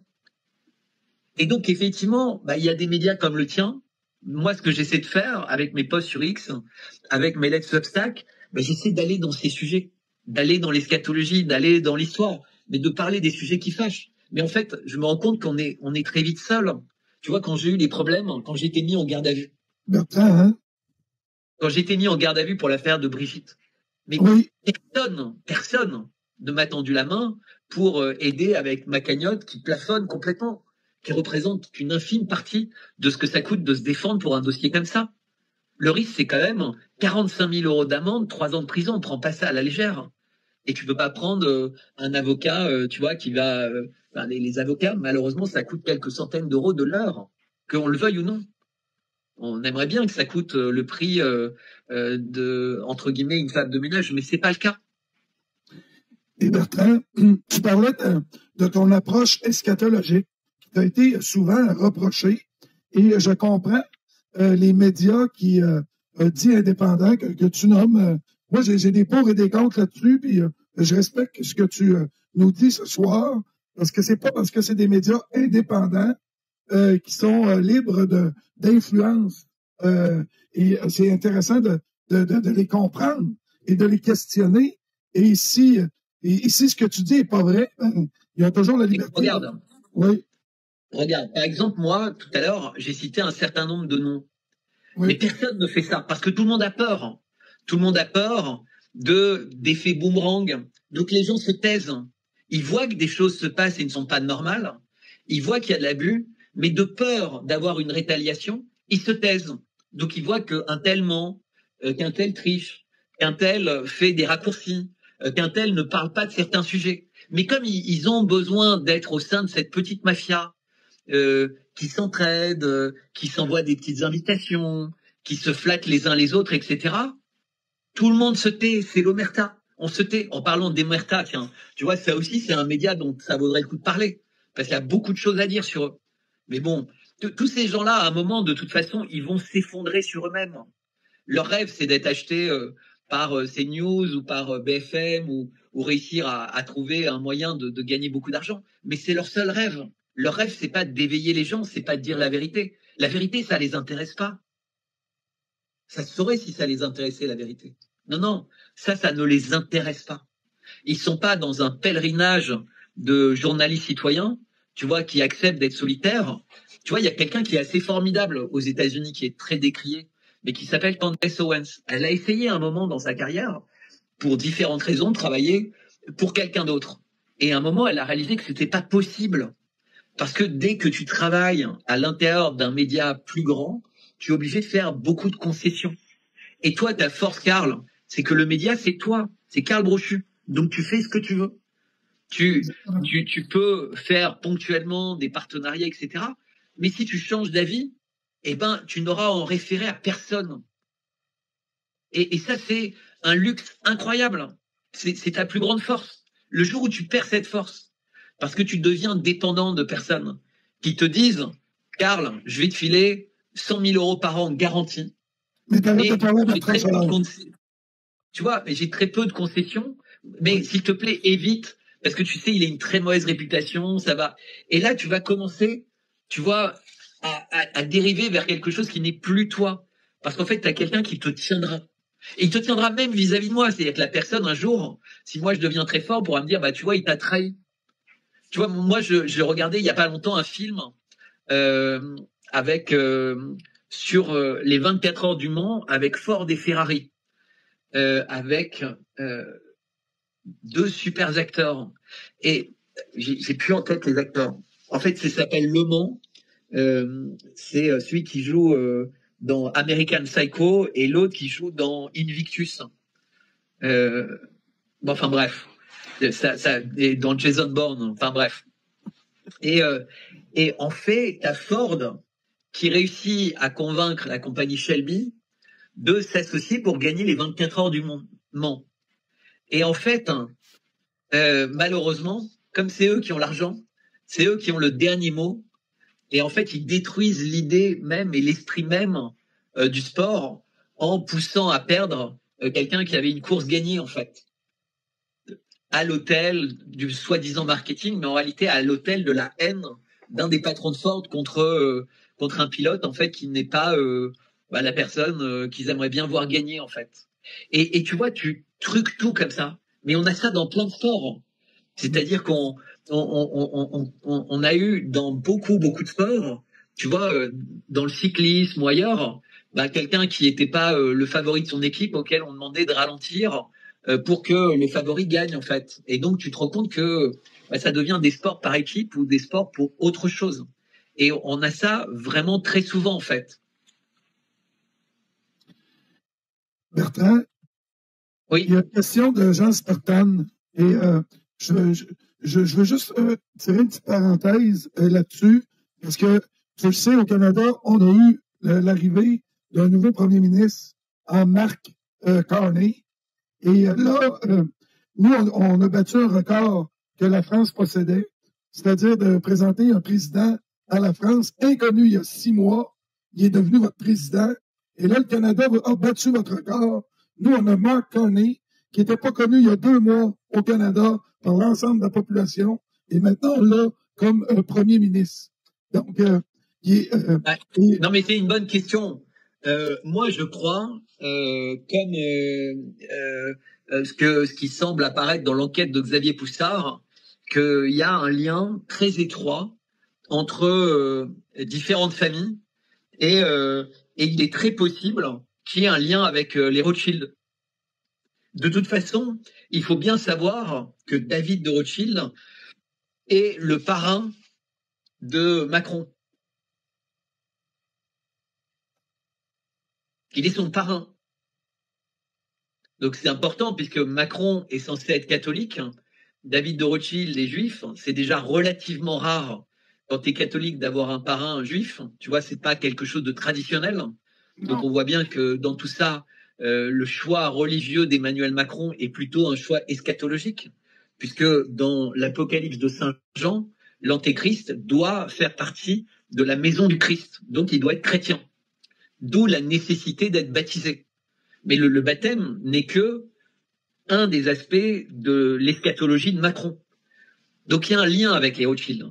Mais il faut bien comprendre que ce lien est eschatologique. En fait, tous ces gens n'ont existé à travers l'histoire que pour permettre Macron. Je sais que c'est le plus compliqué à comprendre, mais tout ce qui a été fait depuis des milliers d'années a été fait pour l'arrivée de Macron, y compris tout ce qu'a fait Mitterrand. Il faut bien savoir que Mitterrand a été quelqu'un qui a eu un rôle extraordinaire dans la préparation de l'avènement de Macron. Peut-être même que, en grande partie, un certain nombre de grandes fortunes d'aujourd'hui, qui sont très proches de Macron, et qui sont liées à Mitterrand, ont depuis toujours su qu'ils allaient devoir aider à un moment ou un autre cet individu. Mais ils ne l'aidaient pas pour en faire leur marionnette, ils l'aidaient en sachant qu'il allait avoir un rôle qui allait tout dépasser. Donc c'est ça qui est très compliqué à comprendre. C'est qu'évidemment ces gens l'ont aidé, mais ils l'ont pas aidé pour l'utiliser. Ils l'ont aidé pour lui permettre de devenir ce que l'eschatologie a prévu pour lui. C'est-à-dire l'antéchrist. Donc c'est-à-dire quelqu'un qui a vocation à avoir un destin universel. Évidemment, face à lui, il y a un combat. Il y a des gens qui refusent ça. Mais c'est très compliqué parce que même les gens qui refusent, ils ont du mal à croire ce que je suis en train de dire. Ils ressentent qu'il y a quelque chose de bizarre. Ils ressentent que le couple Macron est bizarre. Ils ressentent que la vie de Macron est bizarre. Ils ressentent que les caresses de Macron sont bizarres. Ils ressentent que les formules de Macron avec la bête de l'événement sont bizarres. Ils ont remarqué que la photo, le portrait officiel de Macron est bizarre. Ils ont remarqué que toutes ces photos sont bizarres. Là, on a une photo de lui qui est censée être dans une salle de sport. On a l'impression que les ailes du diable vont sortir de son dos, telles que les ombres sont mises. Comme d'autres photos, on a l'impression que même Rocky Balboa a des petits muscles par rapport aux siens. On voit que tout est fait pour nous hypnotiser, pour nous conditionner, pour nous préparer à quelque chose qui dépasse l'entendement. Si tu veux, quand Sarkozy se faisait photoshopper, c'était quand il était en maillot de bain sur un bateau au Canada et il demandait de se faire la bidoche droite. Et puis après, la photo était sortie, on voyait que il n'était pas si athlétique que ça. Mais pour Macron, tout est différent. Tout est complètement... en fait, si tu veux, tout dépasse l'entendement. C'est contrôlé par Mimi Marchand, c'est contrôlé par Xavier Niel, c'est contrôlé par énormément de personnes. C'est-à-dire que son image et celle de Brigitte Macron, elles sont totalement contrôlées au-delà de l'entendement. Mais véritablement, au-delà de l'entendement. C'est stupéfiant. En fait, à chaque fois qu'on voit Brigitte Macron dans la rue, elle sort d'un magasin Dior ou d'un magasin avec des tas de sacs de nouveaux vêtements. On a eu cette affaire qui a fait un peu scandale, où elle avait été opérée par quelqu'un qui s'appelle Bouy, qui est un spécialiste de la chirurgie de féminisation. En fait, on est véritablement dans un truc de fou, un truc de malades mentaux. Mais parce que tout ça, en fait, c'est eschatologique. Et si on refuse de voir l'eschatologie, on ne peut rien comprendre. Et donc, tu vois, là où ça a été misérable, c'est que toutes les télés de la dissidence, quand elles ont compris que c'était un sujet qui était important, elles ont invité des gens qui n'y comprenaient rien. Ils ont trouvé par hasard des gens qui avaient un jour dans leur vie parlé d'antéchrist. Mais parler d'antéchrist, et même dire que c'est Macron l'antéchrist, si tu comprends rien à la géopolitique internationale, si tu comprends rien aux mécanismes de l'économie et de la finance internationale, si tu comprends rien à qui sont les chefs d'État et qu'est-ce qu'ils veulent ou qu'est-ce qu'ils montent pour leur pays, tu n'es pas utile. Tu es juste là à radoter que tu as vu la Bible, que si, que ça, et que Macron ferait bien l'emploi. Mais tout ça, ça ne sert à rien. C'est encore des trucs isolés et tu ne permets pas aux gens de comprendre l'ensemble. Et donc, ces gens-là ont invité ces personnes. Et je me rappelle quand y avait quelqu'un dans une émission qui disait « Mais il faudrait inviter Bertrand Scholler parce qu'il est passionnant, quand il en parle, on comprend tout. » Et ils disent « Non, mais on a déjà invité des personnes sur ces sujets-là. » Et la personne leur dit « Ouais, mais c'est des personnes qui, eux, ne comprennent rien. Et quand on les écoute, on ne comprend rien. » Mais évidemment, moi, j'ai pas envie d'être invité chez ces gens-là. Parce que si je suis invité chez eux, je leur apporte une caution et j'incite des gens éventuellement à prendre des abonnements, à dépenser de l'argent, si tu veux, à rentrer dans cette espèce de secte. Donc, ce qui m'embête, c'est que s'ils avaient une forme d'intégrité, une vraie morale, mais ça ne poserait aucun problème. Mais ils l'ont montré en me traitant comme de la merde depuis 3 ans, que c'était des gens qui étaient sans foi ni loi. Ce sont des gens qui fonctionnent en mafia et qui n'ont pas de morale. Et donc, en fait, tu as 2 extrémités. Tu as ces gens-là, qui sont un peu les seigneurs de l'information, et qui radotent les mêmes choses partout. Quand ils font des conférences, c'est la même conférence qui ravage 10 fois. Ils s'embêtent pas à faire une autre conférence. Ils ont une conférence, ils ont leur petit papier, leurs petites notes, ils lisent tout le temps la même chose, qu'ils soient avec un public de gens qui connaissent ou de gens qui connaissent rien, ils récitent la même chose. Ils sont là pour réciter un truc et gagner de l'argent. Et de l'autre côté, tu as les trolls, les gens qui pensent des trucs abracadabrants ou auxquels on a dit, oh là là, ce dont on a parlé dans la dernière vidéo, Schoeller, c'est un pion d'Atali, s'il est en garde à vue, c'est pas la vérité, en fait, c'est pour avoir l'air d'être un mec bien. Mais les gens qui disent ça, ils ne m'ont jamais écouté une seule fois. C'est bien là le problème. Pourquoi? Ils me détestent parce qu'ils ont l'impression d'être très intelligents, d'avoir tout compris, sauf qu'en fait, ils sont tout petits, ils n'intéressent personne, ils n'ont pas véritablement de relation, ils doivent avoir une vie qui est très triste, et ils se disent comment ce mec il peut avoir 105 000 abonnés sur X, comment il peut faire des millions de vues, etc. Mais d'abord, j'y passe beaucoup de temps. Ce que j'écris, manifestement, c'est sérieux et ça te plaît. Et en plus, même sans avoir aucun gros compte qui me retransmet, j'ai tellement de petits comptes et de comptes moyens qui ont envie de partager ce que je dis que, in fine, j'arrive, sans faire partie de la mafia, à avoir le même impact. Parce qu'en fait, la mafia ne sert qu'à créer une élite de gros comptes qui contrôle le marché. C'est-à-dire qu'ils s'assurent que personne ne devient un gros compte. C'est-à-dire que de temps en temps, ils utilisent des petits comptes ou des moyens comptes qui deviennent un peu populaires, ils les essorent et ensuite ils les oublient complètement. Un peu comme ils ont essayé de faire avec moi. Et malheureusement, les petits comptes un peu moyens, ils ont pris l'habitude, entre guillemets, d'être visibles et ils se mettent à essayer de faire des scoops. Et donc, ils parlent dans tous les sens. Ils se mettent à essayer, tu vois, de faire des scoops pour faire parler d'eux. Et en réalité, c'est le meilleur moyen pour disparaître. Parce que tu dois être constant, tu dois être fiable. Tu crées ta crédibilité sur le temps. Moi, je n'en avais rien à faire il y a 3 ans ou il y a 2 ans d'être invisibilisé par tout le monde. Je savais pourquoi j'étais là. Donc, j'étais pas là pour faire des coups. J'étais là pour expliquer ce que je pensais être la vérité. Résultat, aujourd'hui, quand les gens regardent ce que je dis depuis 5 ans, ils se disent, putain, Schoeller, il avait raison sur le Covid. Voilà, il y en a d'autres qui avaient raison, mais il avait raison sur le Covid. Il a anticipé bien avant tout le monde ce qui était en train de se passer en Russie. Et il a eu le courage de s'exprimer comme ça quand tout le monde était contre Poutine. Tout le monde. C'est-à-dire pour le Covid, très vite, il y a eu 10 ou 15% des gens qui étaient méfiants. Mais pour la Russie, c'était même pas 1 ou 2%. C'est-à-dire que Poutine était celui qui envahissait, c'était le méchant. Très peu de personnes connaissaient Erwan et savaient ce qu'Erwan disait. C'était un tout petit monde. Moi, je suivais Erwan depuis 2015.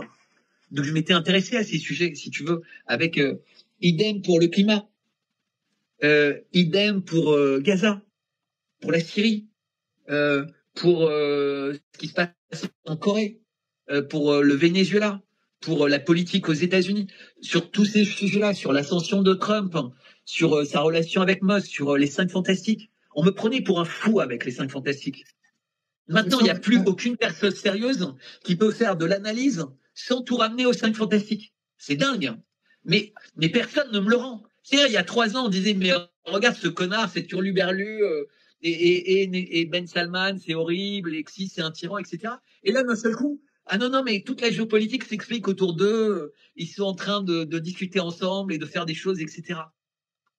Mais il y a 3 ans, quand je le disais, alors là, c'était ce mec est un débile profond, quoi. Il croit au diable, il pense qu'il y a des mecs qui sont bien, qui s'appellent Xi, Poutine.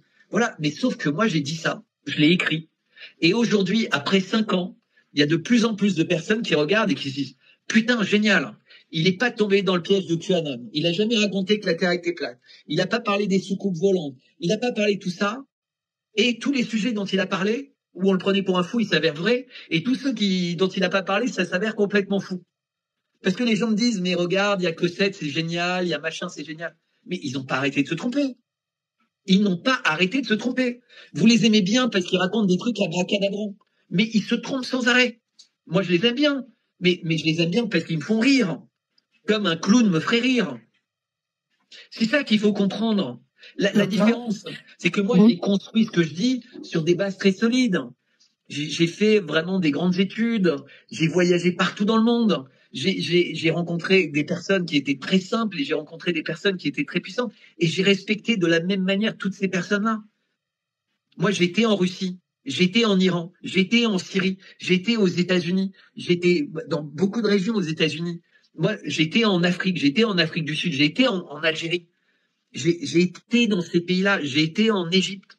J'ai été physiquement là-bas. Il faut comprendre ça. J'ai travaillé dans le domaine du sport, j'ai travaillé dans le domaine médical, j'ai travaillé dans le domaine de la finance, j'ai travaillé dans le domaine de l'art contemporain. J'ai travaillé dans tout ça. Moi, quand j'en parle, je vous parle pas d'un truc que j'ai entendu en 5 minutes, ou je vous récite pas des notes. Je vous parle de mon vécu.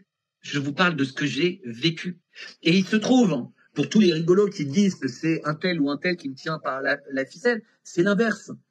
Et quitte à être vraiment très prétentieux, j'étais tellement bon que tout le monde me voulait. C'est ça que vous devez comprendre. J'étais tellement bon, Baxé, mention très bien, Louis Legrand, etc., que tout le monde me voulait. Vous devez comprendre ça. Pour eux, qu'un cerveau, entre guillemets, comme le mien, soit libre et autonome, ça les rend fous. C'est bien pour ça que c'est moi qui suis attaqué pour Brigitte, et pas des gens qui en parlent tout le temps. Vous devrez quand même le comprendre. Je n'en parle pas. Ce sujet, en tant que tel, pris isolément, ne m'intéresse pas. Ce qui m'intéresse, c'est ce couple et ce qu'il peut représenter d'un point de vue eschatologique. Et évidemment, tout ce qui est question de genre, etc., à l'intérieur de ça, devient significatif et signifiant. Mais c'est pas mon sujet. La raison pour laquelle je suis attaqué, c'est bien autre chose. La raison pour laquelle, quand je suis invité chez TPMP, que je suis dans le train, on m'annonce qu'en fait, du sommet de l'État, on leur a demandé de pas me prendre, ça devrait vous poser des questions. Demandez-vous pourquoi tous les médias ne veulent pas de moi. Je me suis amusé à poser la question à Grok. Alors c'est une question un peu bizarre, je dis à Grok, qu'est-ce que tu penses cite-moi les 10 plus grandes analyses géopolitiques en France. Et il me sort en 8e position, derrière des gens vraiment très très connus. Et je lui dis, mais pourquoi tu m'as choisi? J'étais flatté, évidemment, puisque d'habitude, il me sort dans les premiers, mais si on rajoute géopolitique, il inclut l'eschatologie. Et là, c'est au niveau mondial, donc il sort Dugin et tout, et évidemment, il me sort moi, puisque on est très peu à faire ça. Mais là, il me met, et il me dit, parce qu'en fait, Bertrand Scholler a une très forte croissance, etc., etc. Et surtout, il est le plus anticonformiste de tout. Et donc, si je devais faire une diète en tant que Grok en n'ayant que 10 personnes, évidemment, je vais prendre 8 personnes qui sont les plus connues, les plus réputées, etc. Et je vais prendre 2 personnes qui sortent entièrement des sentiers battus parce que j'ai besoin d'eux pour me nourrir. J'ai besoin de ces libres penseurs pour moi-même avoir une possibilité de dire que je pense et ne pas juste être quelqu'un qui répète. Donc ça, c'est la première chose. Et je lui dis, mais alors pourquoi, compte tenu de tout ce que tu dis, personne ne m'invite? Et il dit, mais pour cette même raison. En fait, tu effraies tout le monde. Pas parce que ce que tu dis est faux. Parce qu'en fait, à chaque fois que tu vas passer dans leurs émissions, à chaque fois que les gens vont t'entendre et te découvrir, tous les autres vont avoir l'air d'être des menteurs, des escrocs, des gens qui répètent, etc. Parce qu'il n'y aura pas de sincérité, il n'y aura pas de charisme, il n'y aura pas d'envie, il n'y aura pas d'amour dans ce qu'ils disent. Il y aura uniquement du calcul. Le fait, tu en as plein, quand tu les regardes, tu sens qu'ils s'écoutent parler. Ils ont envie de s'entendre parler. Moi, j'en ai rien à foutre de m'entendre parler, même de me voir. Tu vois, je suis pas très attentif à ces choses-là. Ce qui est important, c'est l'espoir qu'il y ait des petites graines qui soient semées et qui portent leurs fruits. En plus, toi, tu sais bien, je fais ça totalement bénévolement.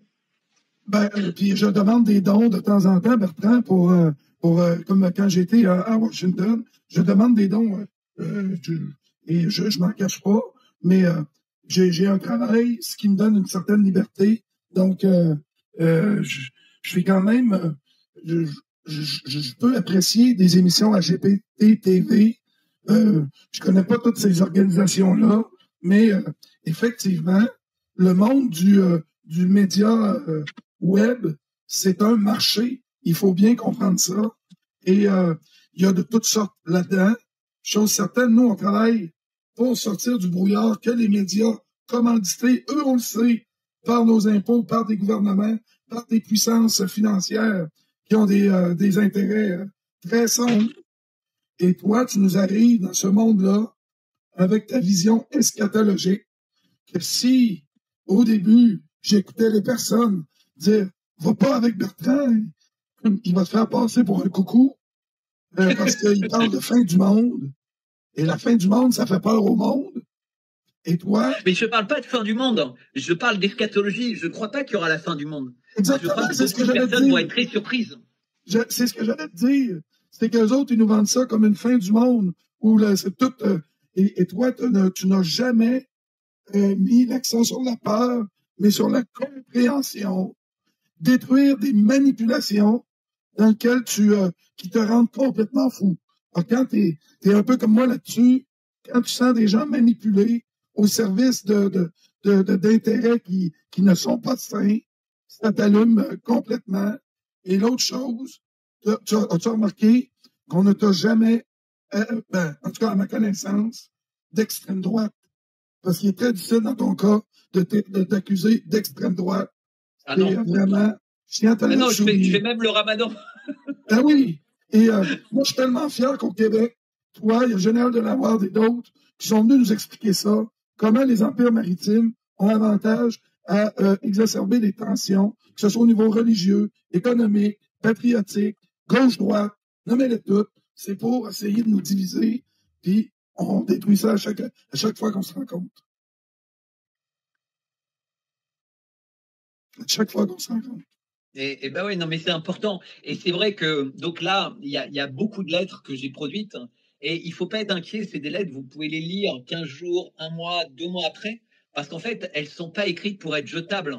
Et encore une fois, demain va paraître une lettre très spéciale où je vais parler particulièrement de l'Asie centrale et en particulier de l'Arménie.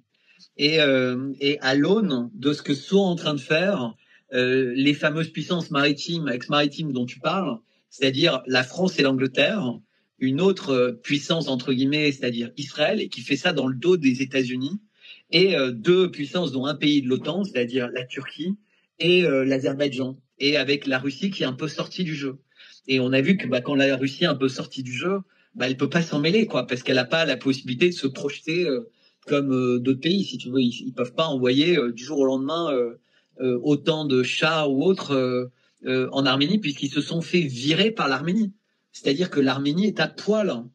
Les 2 pays qui étaient amis de l'Arménie, c'est l'Iran et la Russie. Et comme l'Arménie a décidé d'écouter Macron, eh bien maintenant ils n'ont plus d'amis, ils n'ont que Macron, qui ne leur donne que des promesses, des caresses et des tapes dans le dos. Et là maintenant il va les poignarder. Et encore une fois, ça va être un pays qui va réaliser ce qui se passe, de signer un pacte avec le diable et de s'éloigner de ses amis. Et c'est terrible parce que je le souhaite pas, parce que ça va être véritablement quelque chose d'extrêmement chaotique, parce que ni l'Iran ni la Russie ne veulent ça. Donc effectivement, peut-être qu'ils vont courber les chines pour l'instant, pour éviter l'embrasement, mais à un moment ou un autre, les comptes seront réglés. Parce que il faut pas croire que les survivants syriens seront abandonnés éternellement par la Russie et par l'Iran. À un moment ou un autre, la Russie et l'Iran iront sauver les minorités en Syrie. Ce que ne fait pas l'Occident. L'Occident n'en a rien à foutre des minorités en Syrie. Il faut savoir que dans beaucoup de pays, les réfugiés syriens, qui étaient censés être réfugiés contre Bachar el-Assad, sont en train de manifester contre le nouveau gouvernement et contre les pays occidentaux qui laissent faire ça. C'est-à-dire qu'ils réalisent eux aussi à quel point ils ont été instrumentalisés et que ces choses-là ne se seraient jamais passées avec Bachar el-Assad. Il faut réaliser que les terroristes qui sont au pouvoir en Syrie détestent pratiquement l'intégralité du peuple syrien. Il faut mesurer ce que je viens de dire. C'est-à-dire qu'il y a quasiment personne dans la population qui leur plaît.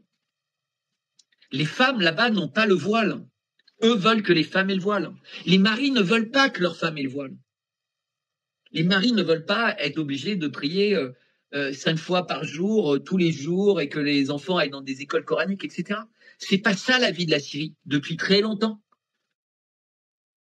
La Syrie, c'est un peu comparable d'une certaine manière à l'Iran.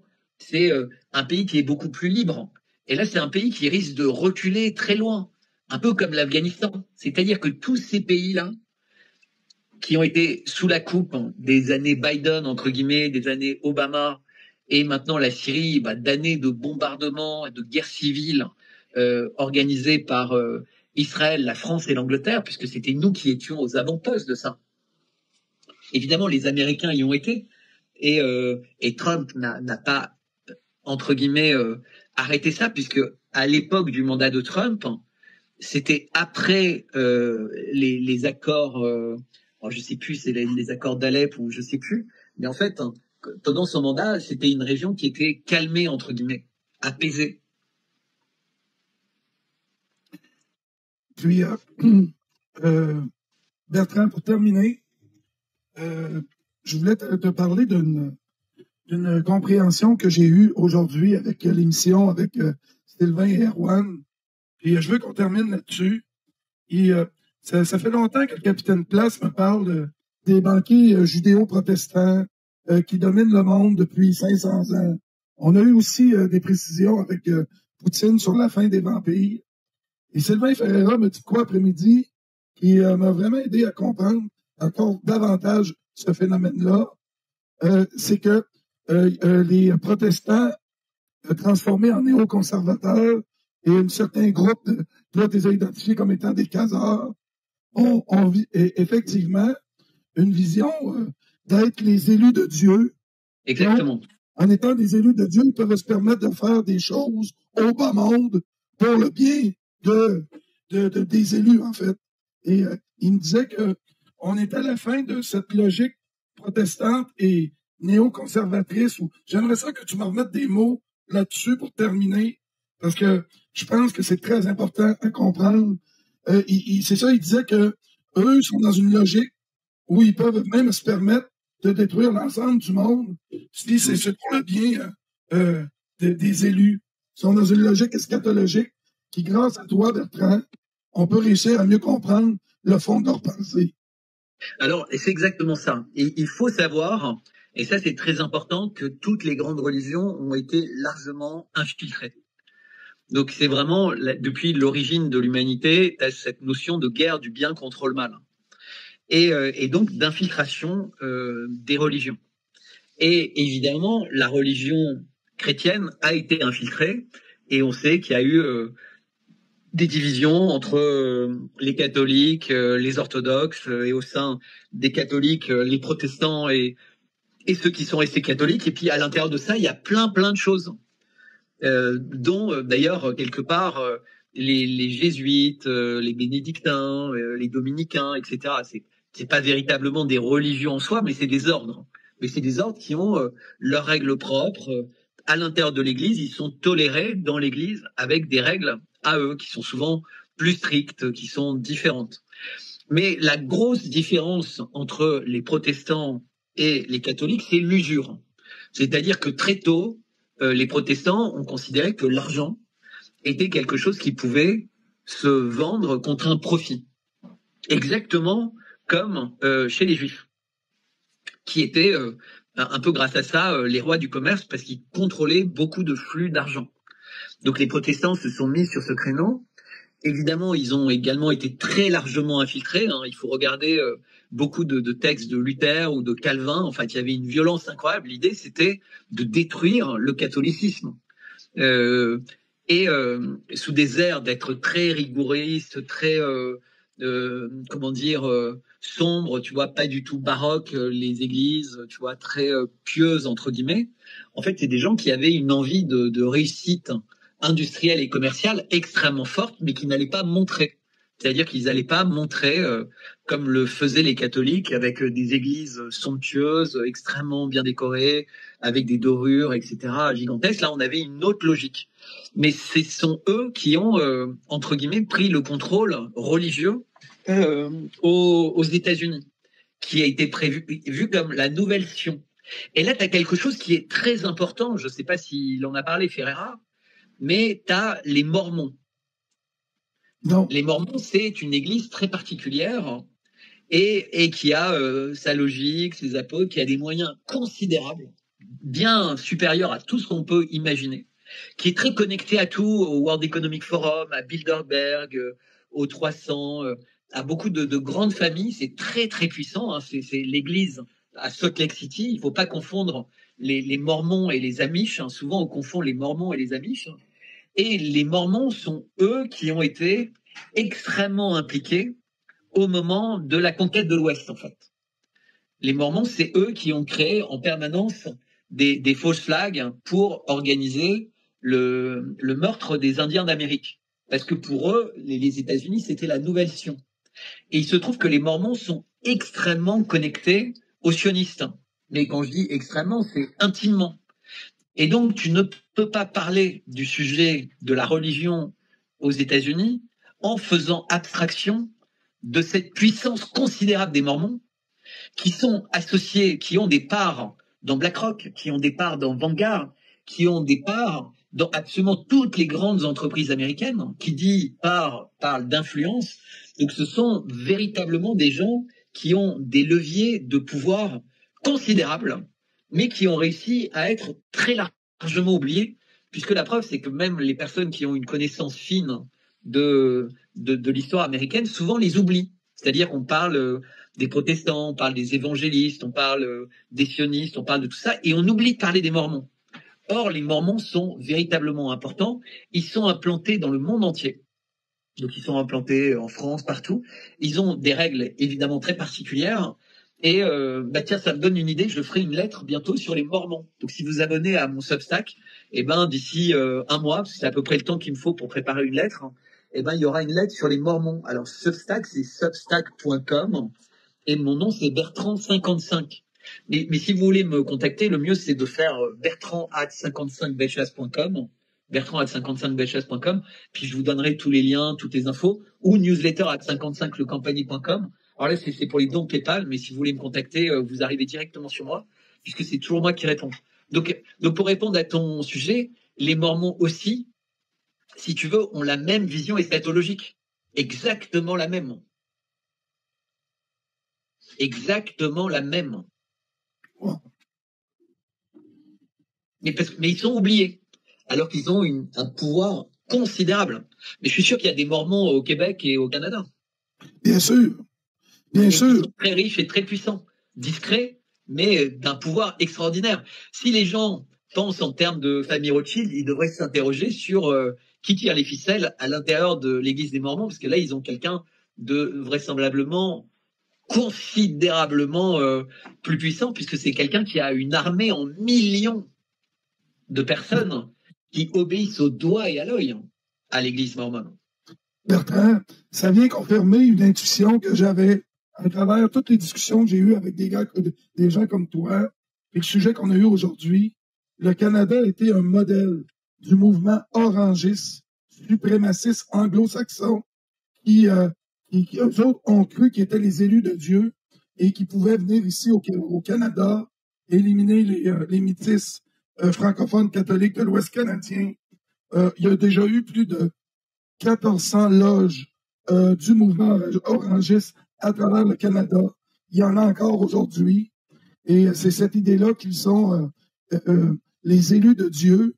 Et là, aujourd'hui, on est dans une période finale si on les écoute, là, ça vient pas de nous. Et grâce à toi qui as osé aborder les questions d'actualité avec ce prisme-là, aujourd'hui, c'est au grand bénéfice de nos auditeurs.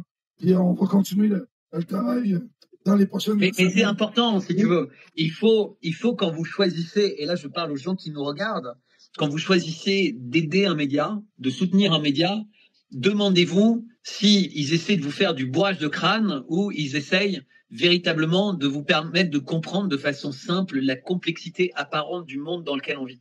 Donc déjà, s'ils vous font du bourrage de crâne, des émissions à la suite, comme les grandes chaînes d'infos, vous savez qu'ils sont dangereux en fait. Ils veulent vous rendre esclaves intellectuellement de leur programme.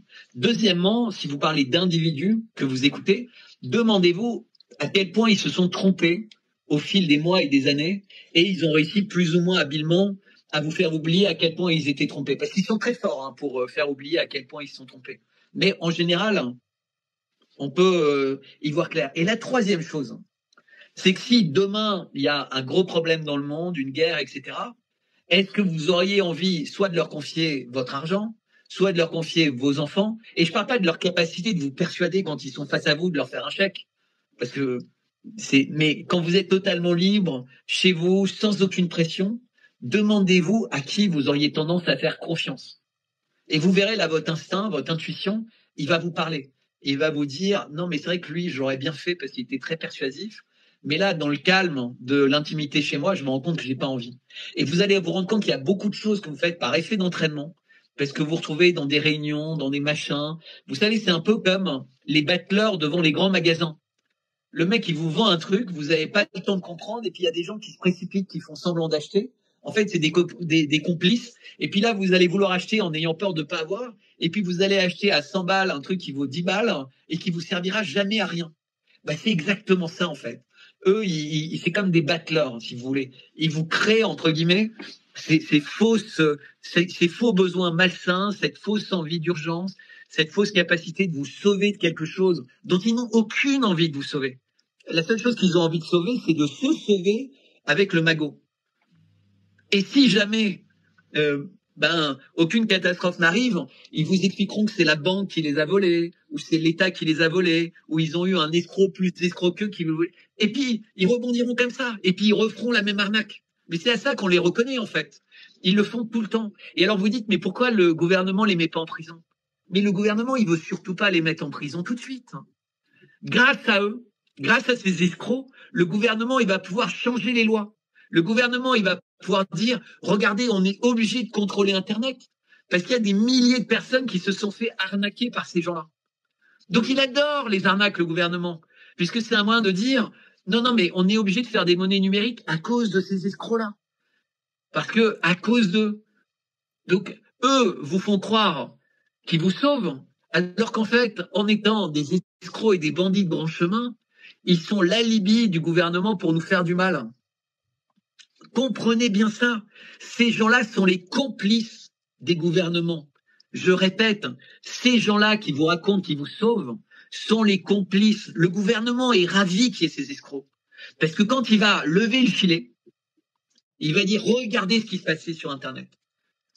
Ces chaînes qui gagnaient des centaines de milliers d'euros par mois ou des millions d'euros avec de la tuyauterie ou qui réussissaient à faire des levées de fonds en dizaines ou en centaines de milliers d'euros par jour. Parce que c'est de ce type de somme dont on parle. Bertrand, tu me rappelles des souvenirs de la période covidienne ici au Québec. On est dans un petit micro-environnement ici au Québec. J'espère qu'il y a du monde qui nous entend. Hein. Oui, puis il y a certains leaders qui ont émergé, d'autres qui se sont fait vite démasquer. Il y en a qui sont plus brillants que d'autres. Et effectivement, le phénomène des médias de masse et tout l'argent que ça peut générer, certains ont dévié, disons, et l'appât du gain, encore une fois. On comprend tout ça. Bertrand, je vais aller prendre une petite pause. On va se retrouver la semaine prochaine. Merci beaucoup pour tout ce que tu fais ici. Merci. Bonne soirée. L'événement est là. Et elle arrive. La bête de l'événement est là. Et elle arrive.